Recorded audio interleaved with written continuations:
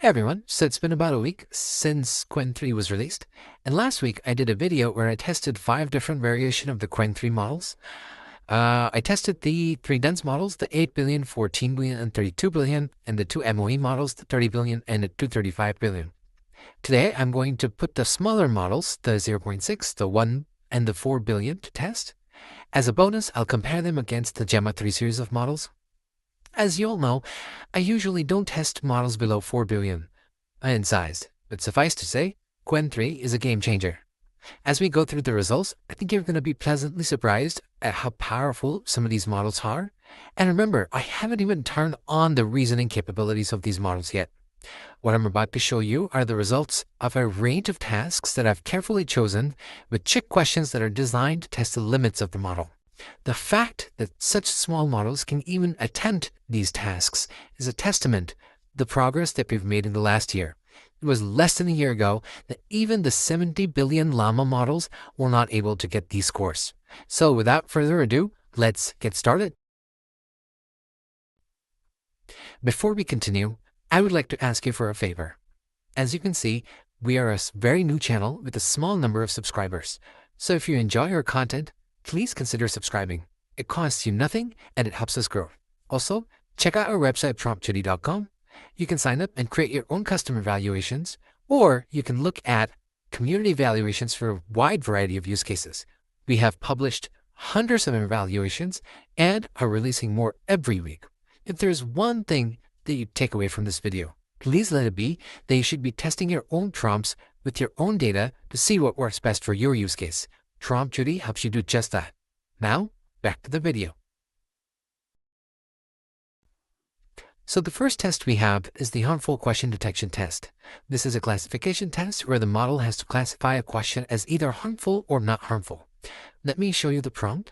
We tell the model that you're an AI tasked with identifying whether a question is harmful, manipulative, or attempts to elicit an inappropriate response. We ask it to check for harmful intent, manipulative structure, inappropriate content. Then we ask the model to see if the question is trying to leak system instructions or if it's probing for operational guidelines. Then we give it a list of false positives. Then we give some additional guidelines. And finally, we ask the model to respond with just the word harmful or not harmful. Now, there are other options to detect harmful questions. Most model providers have content filters, but sometimes you have custom nuanced rules that you want to apply. A prompt like this helps in a situation like that. In fact, we use a variation of this prompt in production for our customers. What you see here is not necessarily the best prompt, but I did want to show you all of these other models that have scored a perfect 100% on this test against the same dataset that we're about to test.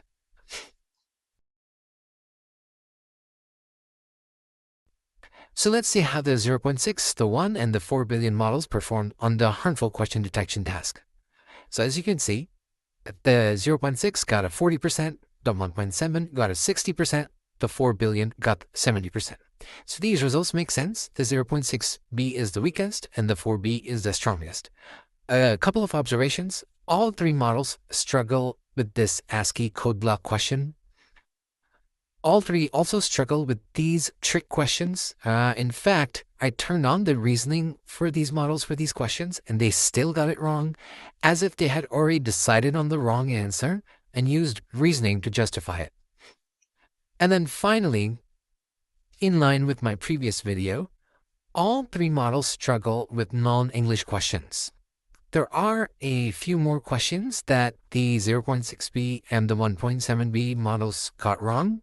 But I have to admit, the fact that a 4 billion model can get a 70% on this task is pretty impressive. And as you can see in this comparison chart, the Gemma 3 models of the same size are behind the 4 billion Qwen model. You have to get to 12 billion of Gemma to be able to beat the 4 billion of Qwen. So these are very impressive results. So the next test is the named entity recognition test. This is a structured JSON extraction test, and the instructions are as follows. You are a specialized named entity recognition system. Your task is to process input text and extract specific entities. with the following rules. We tell the model to extract people, keep the names in the original language, locations translate to English, organizations translate to English. We do this because the location and organization is used to populate an SQL query, and the data is stored in English. We tell the model to follow the specific requirements for people, extract and separate first and last names, ignore middle names. For locations, break it down into city, state, and country. We want the country code to be in ISO format. For state code, we only want US and Canada. For all others, we want international. For organizations, we want to remove legal entity terms. We want to handle multiple entities. We want to correct any misspellings. We want to preserve the original language. For person names, the evaluator here is a JSON evaluator. So it compares the model's output to the expected output recursively for each attribute in the JSON. Even if a single attribute is wrong, the score is 0. So this is a very strict test. A couple of years ago, even the best models scored below 50% on this test. But today, as you can see, multiple models score above 90% on this test.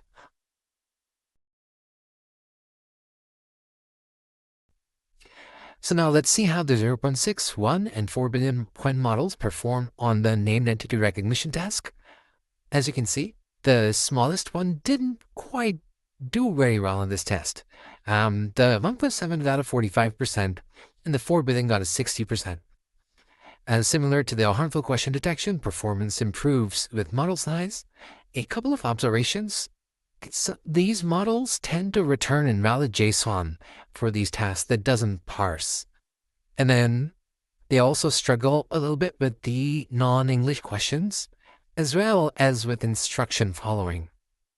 There are numerous examples of these models not following the instruction where we asked the model to say state code international for non-US and Canadian companies.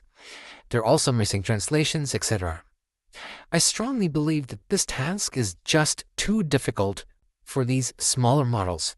I have yet to see a 4 billion model get a respectable score on this task. However, the Qwen 3 models are doing much better than the others, and as you can see in the comparison chart, they again outperform the Gemma 3 models of the same size. You need, again, in this case, you need a 12 billion Gemma 3 model to be able to outscore the 4 billion Qwen 3 model. So this is still very impressive. So now this is the SQL code generation test. The prompt is as follows. You are a specialized SQL query generator system for SQLite database. Your task is to process input text and generate a valid SQL query based on the provided schema. Then we give it the following rules. Generate select statements only. No insert, updates, or deletes.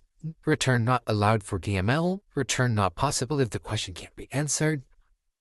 Only reference the table letting system the schema. Respond only with the SQL query. Respond with appropriate joins. All data is stored in English. We give it the following schema. And then we give it the question. And we give it some examples. The evaluator here is a code evaluator, so it actually runs the generated SQL statement and compares it to the output, to the expected output. So this validates that the SQL is not only syntactically correct, but also produces the desired results. And again, a lot of models score a perfect 100% on this test. Claude Anthropic has always been strong on this test, but now with 4.1 and the reasoning series from OpenAI, they're also catching up. And then there are open models like DeepSeek and Qwen that also do very well on this test.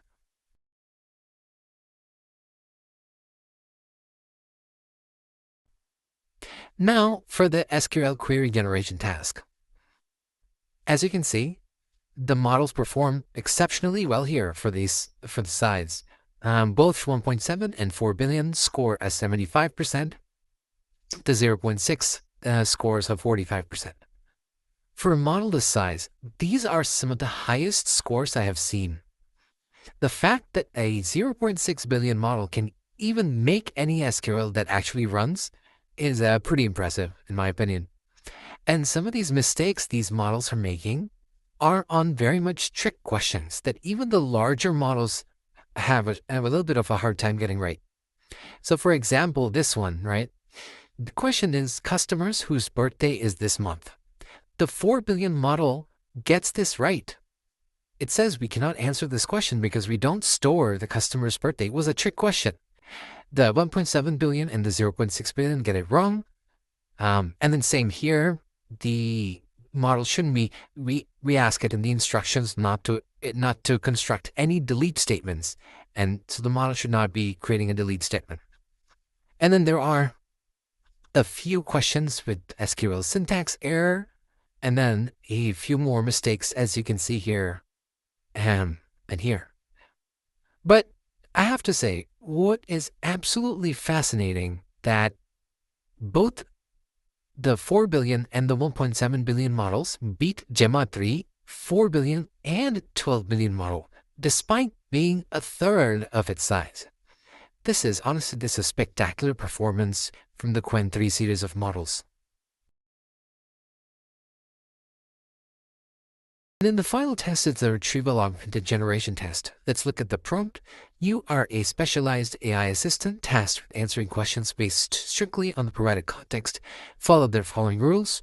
Use only the data within the given context to answer the question. No outside knowledge, assumptions, or information not explicitly stated in the context. Respond in the original language. Include citations, the format of the citations. If the question is completely unrelated, say, I cannot answer this. If the question is somewhat related, provide the relevant information from the context, respond in Markdown. And then we give it the format, then we give it an example, and then we ask the question. One of the biggest things that we're trying to look for in this test is how the model handles trick questions, questions that are about things that are not in the context, or questions that are tangentially related to the context but do not have an authoritative answer. We want the model to follow instructions and say it can't answer the question rather than providing a wrong answer, or an answer that is an opinion, not a fact based in the context. I have found that some of the reasoning models struggle a little bit here. But again, there are a number of traditional non-reasoning models that do quite well on this test, both open source and commercial.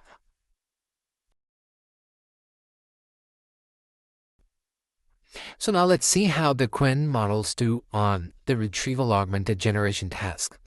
As you can see, the 0.6b struggles a little bit, 37%. The 1.7b scores a respectable 75%, and the 4 billion scores 83%. Again, these are some of the highest scores that I've seen for a model this size for this task. The 4b especially is doing exceptionally well. The 1.7b is actually doing pretty good too, and as expected, the 0.6 is struggling a little bit. The one thing that's concerning, though, is that on a lot of these trick questions, all of them are hallucinating, in that they respond with information that's either not in the context or they misinterpret the context. So this is not a task that I would use in production. These models for. I would use a larger model for this task in production.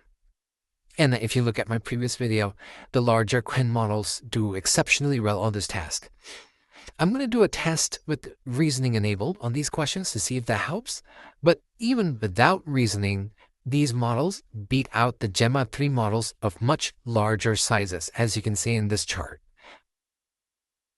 So there you have it, folks. What an amazing time to be alive. Models that can run on edge devices that are open source, that have such amazing capabilities. What are your thoughts on these results? I would love to hear from you, so please feel free to leave a comment. If you like this video, please like and subscribe, and I will see you in the next